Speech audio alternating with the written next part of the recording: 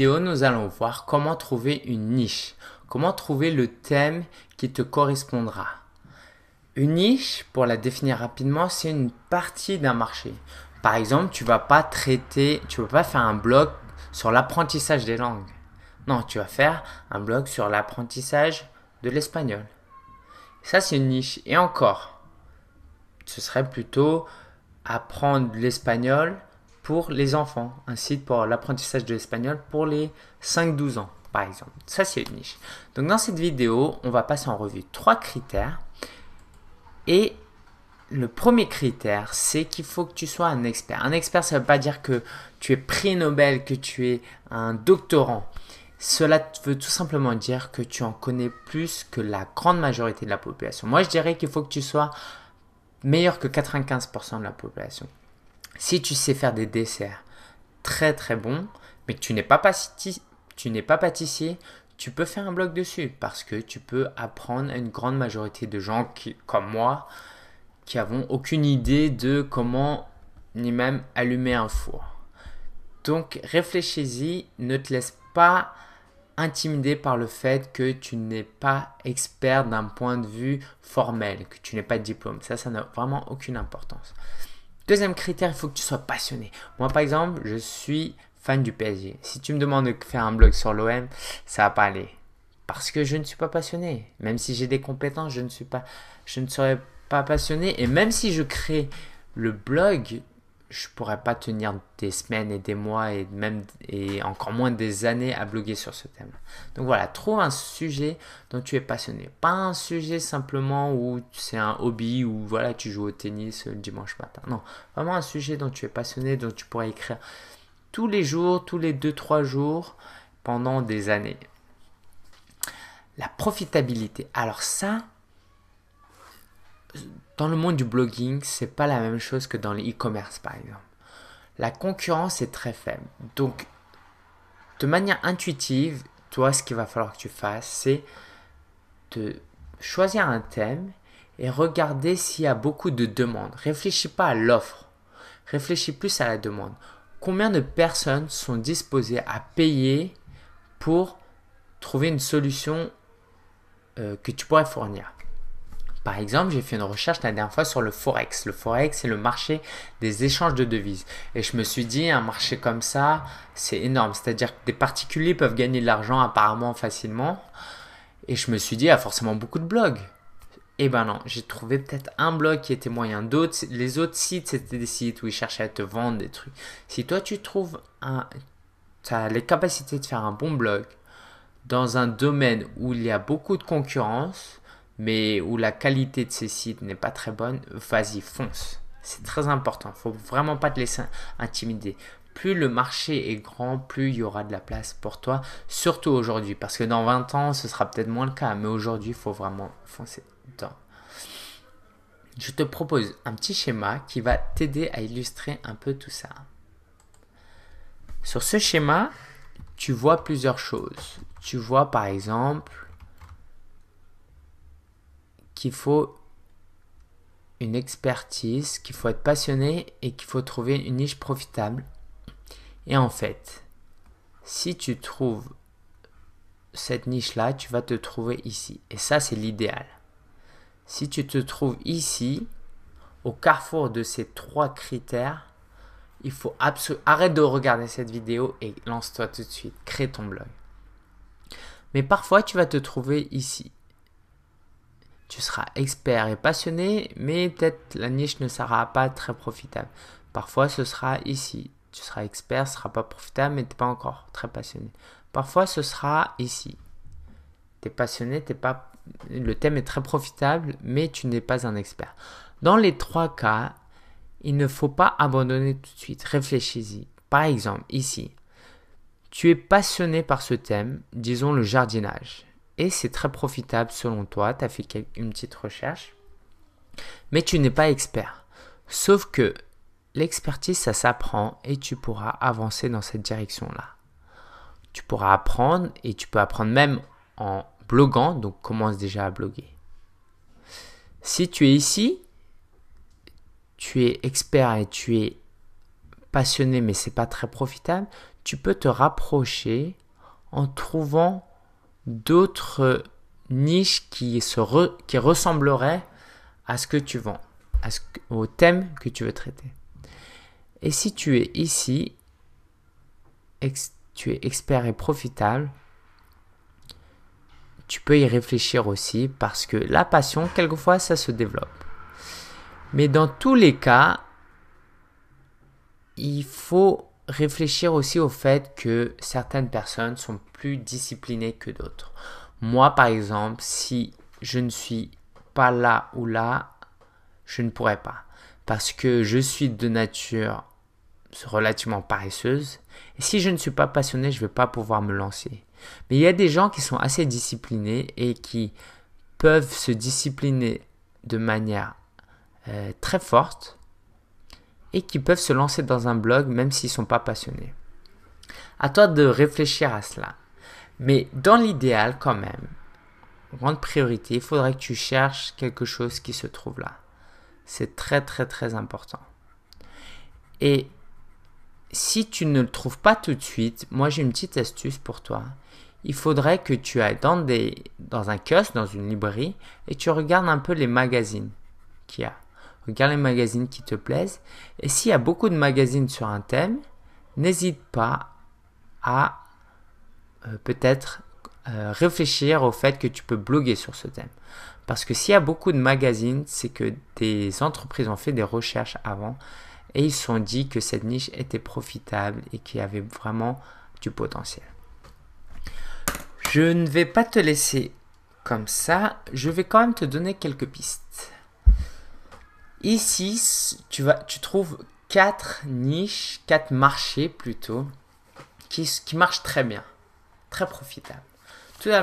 Tout d'abord, le développement personnel. Par exemple, si tu crées un blog sur comment acquérir de la confiance en soi, comment mieux vivre, comment se sortir d'un état dépressif. Alors là, voilà, on rentre un peu peut-être dans la deuxième niche où on est dans la santé et la forme. C'est-à-dire que tu peux bloguer sur des conseils de santé. Il y a des gens qui ont des maladies. Ou même sur la forme, sur le fitness, comment maigrir, comment gagner en muscle, des choses comme ça marche très bien. Le marché de gagner de l'argent. Forcément, si tu peux traiter d'un thème comme ça, où tu peux apprendre aux autres à gagner de l'argent, les gens vont apprécier. Ça peut être des sites de finances personnelles, comment mieux gérer sa finance, ou comment arrondir ses fins de mois, ou comme moi, créer un blog pour apprendre aux gens à gagner de l'argent avec un blog. Voilà, réfléchissez-y. Et enfin, les loisirs passionnels. Ça, c'est des loisirs que les gens ils sont prêts à payer, ils s'en fichent, ils sont prêts à payer, à mettre tous leurs efforts pour obtenir quelque chose. Par exemple, moi, c'est quand j'attendais l'iPhone 4S, j'allais lire des blogs tous les soirs avant de me coucher. Et ça, c'est un loisir passionnel et ça peut vraiment attirer des gens. Et si voilà, tu trouves une niche si tu trouves ta niche parmi ce marché-là, ça peut être très profitable. Donc voilà, j'espère que tu auras assez à réfléchir sur ces 4 niches.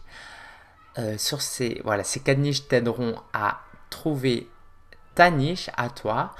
Ce que je te propose, c'est de regarder une petite vidéo de Jean de Web Marketing Junkie où voilà, il décoince un peu cette idée de trouver une niche où tu n'es peut-être pas expert. Cette vidéo, elle est très bien faite et son produit est aussi très bien. Si ça t'intéresse, tu peux l'acheter aussi. Je te propose, voilà, maintenant de passer à cette vidéo.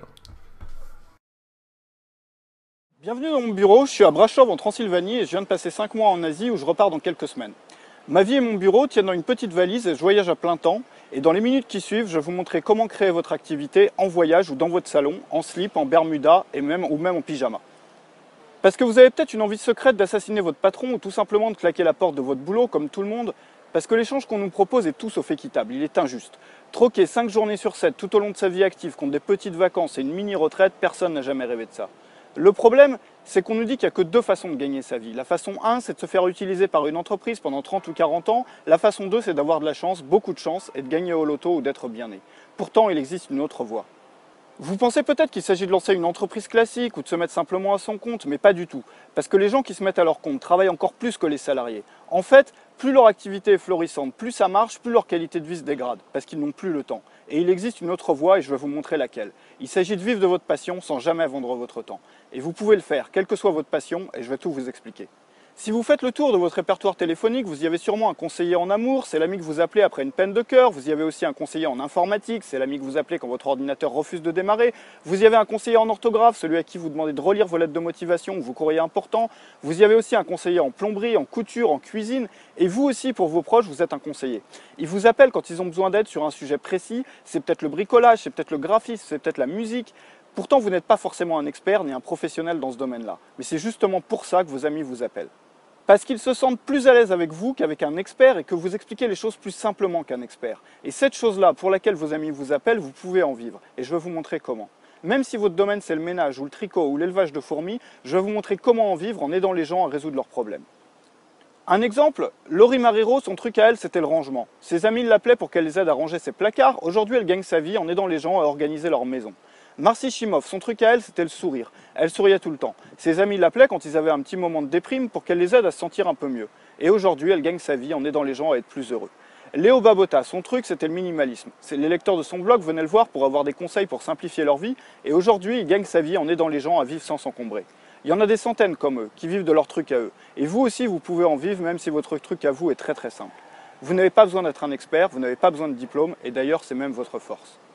Parce que vous êtes humain et parce que vous êtes accessible. Parce que vous savez expliquer des choses qui paraissent compliquées pour la plupart des gens, en mots simples et en utilisant des exemples de la vie de tous les jours. Bref, on vous comprend. Et contrairement à un expert renommé qui parle aux gens avec des mots compliqués, qui ne vit pas dans les mêmes vies qu'eux, qui impressionne beaucoup de gens, vous êtes comme tout le monde. Et c'est ça qui fait votre force. Parce qu'il ne s'agit pas d'être un expert pour gagner votre vie avec votre passion. Il s'agit simplement de savoir expliquer ce que vous savez déjà et d'aider les gens. Votre prof de physique au lycée n'était pas ingénieur en chimie moléculaire, il n'était pas vraiment un expert, il n'avait pas découvert l'atome. Pourtant, c'est lui qui vous avait fait comprendre comment fonctionne l'atome. Et si c'était un expert qui vous l'avait expliqué avec des termes techniques et un jargon scientifique, vous n'auriez peut-être jamais compris l'atome. Parce que ce que cherchent les gens, ce sont des explications simples qui les aident à résoudre des problèmes de leur vie quotidienne. Et je vais vous montrer exactement quels sont les problèmes pour lesquels ils sont prêts à acheter une solution. Cette solution, c'est la vôtre. Cette solution, c'est celle qui va vous permettre de gagner votre vie. Vous vous demandez sûrement en quoi ça peut consister. Aider les autres avec ma passion, d'accord, mais comment? Il ne s'agit surtout pas de vendre de votre temps. Il ne s'agit surtout pas de donner des cours. Il ne s'agit surtout pas non plus de faire du coaching.